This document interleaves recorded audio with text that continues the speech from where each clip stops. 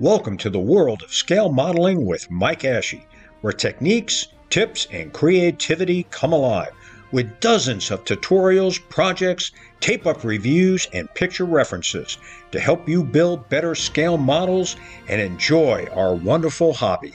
Welcome to our tape-up review of the 148 scale Academy-Italeri-Accurate Miniatures 148 scale B-25B. This kit was originally issued by Accurate Miniatures in the early 1990s, and while it has great surface detail, there are some fit issues that you should be aware of. So we'll start off this review with some gluing tips, then we'll move on to the tape-up, and then I'll give you some recommendations on some aftermarket products that will help you enhance the appearance of this model. And finally, we'll do a review of the sprues as they appear in the kit. This kit is actually the second B-25B that's been issued by a kit manufacturer. The first one was issued by the old Revell company in the early 1980s. The Revell kit had accurate surface detail, including petite raised rivets and petite raised panel lines to represent lap joints, which is what the fuselage of the B-25B, actually the entire B-25 series, had on its surface. Unfortunately, typical of Revell kits of the period, there was almost no interior detail at all, including in the cockpit. So, with that short historical note, let's get started. The bomb bay area goes together just like the monogram kit, with a left and right bulkhead and a top. I recommend you tape these parts together, get a real snug fit inside the fuselage, and then glue them together. There are nicely detailed left and right sides for the interior of the bomb bay. Unfortunately, the curvature of these parts don't match the curvature of the fuselage halves. There's about 1/8 of an inch gap on these left and right fuselage parts inside the bomb bay. The first step in fixing this gap is to go ahead and glue these left and right sides where the bomb bay door openings are located. There's two ways to fix this gap. One is to push down on the part and then use super glue to attach it to the fuselage, or use some evergreen strip stock in order to fill the gap. I chose to just super glue the parts to the fuselage. I was a little bit concerned that it would contort the shape of the fuselage because the fuselage plastic is so thin, but it turned out pretty good. The navigator station has several parts. The first step is to position this part correctly and use some tiny drops of super glue to hold it in place. Then remove the part and run a bead of super glue along the top area where it connects to the bulkhead of the bomb bay. Now you can attach the rest of the parts to the navigator's compartment. Position the cockpit bulkhead and the floor into place with liberal amounts of tape. While holding the parts together tightly against the fuselage, add a few drops of super glue to the underside to hold everything in place. Then remove the part and add a bead of super glue along the bottom. Then add the Norden bomb sight tunnel and add drops of super glue at the red arrow locations. Then carefully apply a tiny bead of super glue on the inside area of the tunnel to close up this void. The bombardier's location has a separate forward part just like on the monogram kit. There are two nicely detailed left and right sides to this forward area.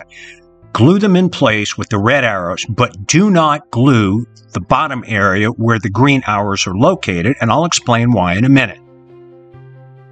The bombardier's bulkhead location fits nicely onto the fuselage. However, I recommend that you glue it from the backside so that no glue will interfere with the forward part that will attach to it. This is how you should mask off the bomb bay area in order to airbrush it and then detail paint it and weather it before you get to the rest of the fuselage interior. There are two positioning tabs that need to be removed where the black arrows are in order for the decking that attaches to that bulkhead to sit correctly. With the positioning tabs removed, this part, which is needed for the underside turret assembly, will sit correctly and it will be positioned evenly between the two fuselage halves, as in this photo. If you don't remove those tabs, it'll be skewed to one side. This void where the underside remote control turret sits will actually mostly be hidden, but if you want to fill it, I recommend that you prime it first and then fill it and contour it with white glue.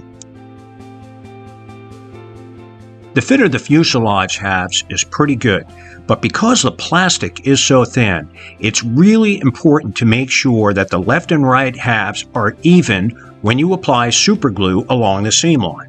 Otherwise, your sanding may cause a serious problem with thinning the plastic so bad that it collapses. The fit of the Bombardier's forward location piece is fairly good on the bottom side. Glue just the bottom area first with a good bead of super glue and let it dry completely. There's a slight inward indentation on the starboard side of the forward piece, which you can carefully pull out and superglue into place because you didn't glue the bottom half of the interior part in place. The port side forward piece has a really bad inward indentation. Pulling this side out will cause some stress on the bottom half of the part, but that's okay. Use super glue and accelerator to get this part level with the rest of the fuselage. Otherwise, the canopy isn't going to sit correctly. And here again, because you didn't glue the bottom side of that interior part, you can stretch this part out. Had you glued that part into place on both the top and the bottom, you wouldn't be able to manipulate that forward part to get it to sit level with the outside of the fuselage on both the port and starboard side. The fit of the rudder and tail assemblies is pretty good. The voids on the tail assembly on the starboard side are slightly larger than the ones on the port side. There are significant voids on the bottom of the tail assembly where it attaches to the fuselage, but these can be filled with several applications of white glue after the area has been primed. The fit of the main wing halves is fairly tight on both the trailing edge and the leading edge. However, just like on the monogram kit, you're going to have to deal with this opening where the landing lights are located. I recommend that you fill it with white glue after the area has been primed. The fit of the engine nacelle halves is nice and tight.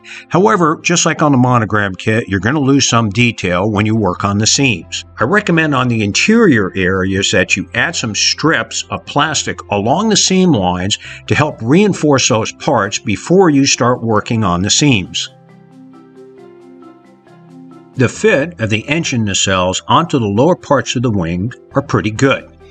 The edges of the nacelles sit level with the edges of the wing where they attach, and the seams are pretty narrow. So superglue can be used to fill these seams and then sanded smooth. The attachment of the nacelles to the trailing edges of the wings has several large gaps that you're going to have to fill. For the large openings, I recommend that you use strips of evergreen strip stock to fill those gaps and use layers of superglue on both sides of the strip stock to secure them in place before sanding. The other openings can be filled with superglue and then sanded smooth, but it's going to take several applications. The air intakes for the engines on the tops of the wings have some gaps that need to be filled, and they're not level with the surface of the wing, so I recommend using superglue to fill them. The kit also has separate parts for the exhaust ports, and these parts fit fairly tightly onto the fuselage, and for the tiny seam work I recommend you prime the areas and fill these areas with white glue. The engine cowlings fit nicely onto the engine's nacelles, and those seam lines for the forward part of the air intake can easily be filled with superglue and sanded smooth. The R2600 engines look pretty good from the front. However, the wiring harnesses that come with the kit are way too short, so I recommend you replace them with a set of 3D printed engines. The landing gear can be attached to the inside of the wing areas after the engine nacelles have been attached and after all the painting is completed. The tire hubs don't fit well onto the tires, and the best solution here is just replace them with a set of resin tires. There's some gaps on both sides of the wings where they attach to the fuselage on both the upper side and the bottom sides. Once these surfaces are primed, these gaps can be filled with several applications of white glue, and use a damp Q-tip to contour each application of glue. These two-part Masters 50 caliber machine guns will really enhance the appearance of the model. And, as I recommended, get a set of resin replacement tires. Edward makes a really nice pre-painted cockpit interior that is specific for this model. And don't forget the Edward pre-painted seatbelts. These 3D printed R2600 engines are produced by Resin 2 Details, and I highly recommend them as a replacement for the kit supplied engines. And now we'll go through the kit sprues. The clear parts are nicely done and easily detached from their trees. The kit also has a set of nose weights and a set of pre-cut masks for the clear parts.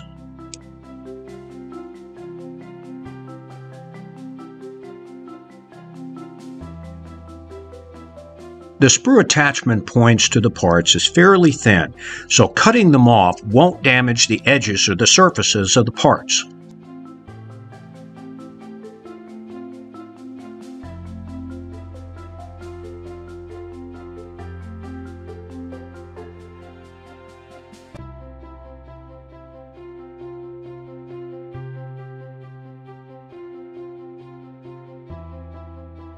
The surface of the B-25 was actually lap jointed in almost all places and lots of surface rivets. On the kit, the surface rivets are represented by indentations and the lap joints are represented by engraved lines.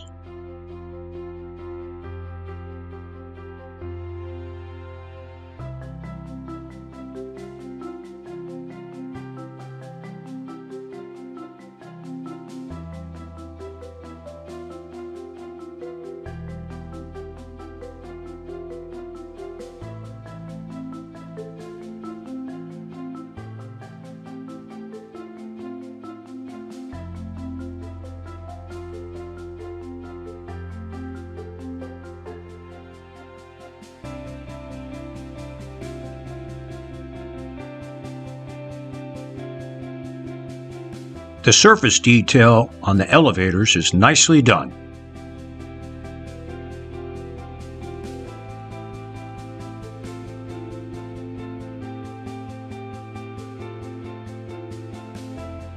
The surface detail on the wings is also nicely done.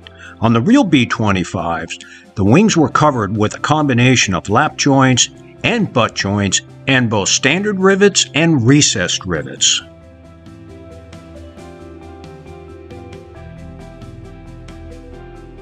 I hope you enjoyed this review.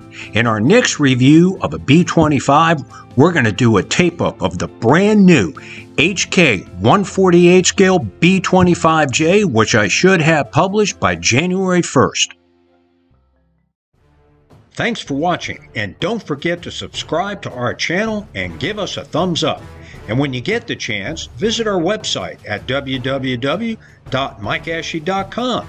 where you're going to find dozens of free PDF downloads, including tutorials, picture references, model galleries, projects, and my 5 original scale modeling books. Thanks to Ben Sound and Videvo for the royalty-free music, and happy scale modeling!